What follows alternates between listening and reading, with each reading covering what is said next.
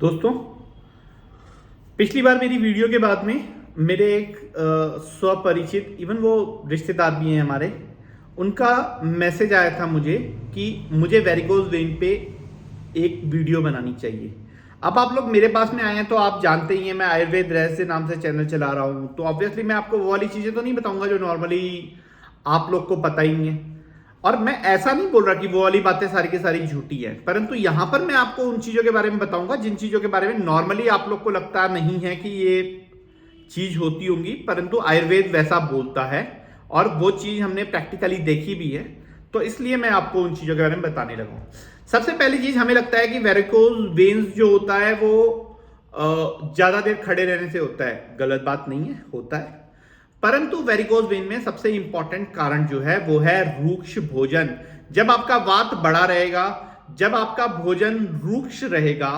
तो उस वक्त आपको वेरिकोज वेन होने की बहुत ज्यादा संभावनाएं हैं।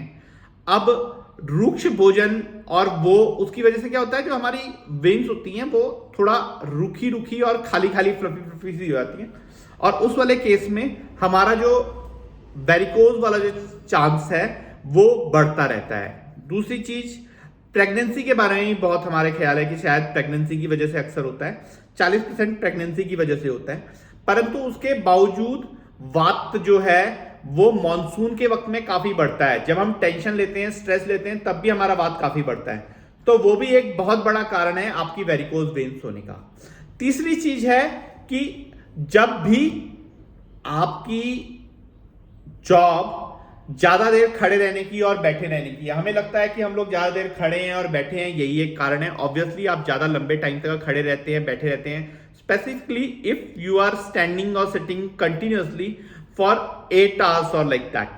तो बहुत ज्यादा चांसेस हैं आपको होने के। अगर आप बीच बीच में चलने लगते हैं तो ये वाली चीजें जो होती हैं वो थोड़ी सी कम हो जाती है। हमारी जो काफ मसल्स होती हैं उनके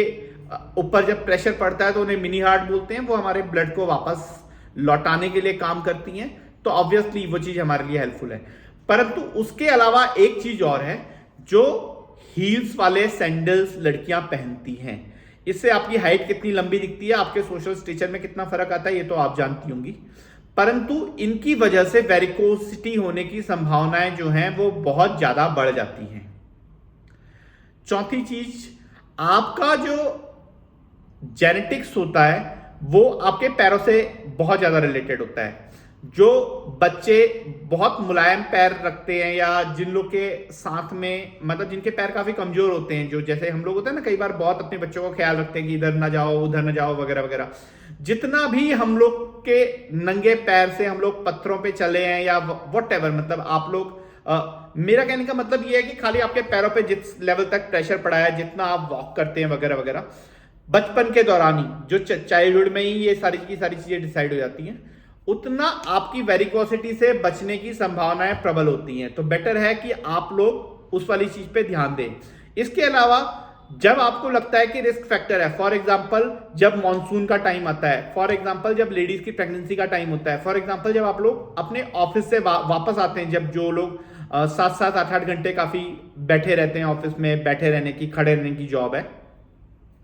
उन सबके लिए बेस्ट है कि वो वापस आके अपने पाँव में तेल की मालिश जरूर करें, तिल के तेल की मालिश करें। कम से कम कुछ हद तक आपका जो वात है वो कम होगा, और जितना ये कम होगा उतना वेरिकोसिटी होने की संभावनाएं जो है वो खत्म होती जाएंगी। 5वां पॉइंट है कि गर्म पानी से ज्यादा नहीं नहाना चाहिए। आप बहुत ज्यादा गर्म पानी से नहाते हैं अगर आप, तो आप वेरिकोसिटी होने के चांसेस को ज्यादा बढ़ाते हैं। जब भी आपके पेट में, पैरों में वेरिकोसिटी होने की दिखे आपको कि होना शुरू हुआ है, उसी वक्त आप अपने पैरों में चंदन का लेप लगाने लगे और अपने पैरों को 15 मिनट थोड़ा सा ऊपर को उठा ले कम से कम, या मैं तो कई बार सजेस्ट करता हूं कि अपने पैरों के नीचे ही तकिया लगा ली जाए, तो वो चीज आपकी वेरिकोसिटी को कंट्रोल करने में बहुत ज्यादा हेल्प करेगा। मैंने जो आपको आज जानकारी दी है, मुझे लगता है कि शायद बहुत सारे लोग को नहीं पता। मैंने अपना जो मेडिकल अनुभव देखा है उसमें भी मैंने ये पाया है कि 70-80% पेशेंट को कम से कम ये वाली बातें नहीं पता होती।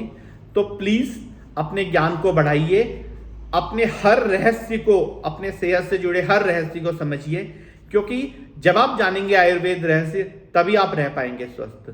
इन्हीं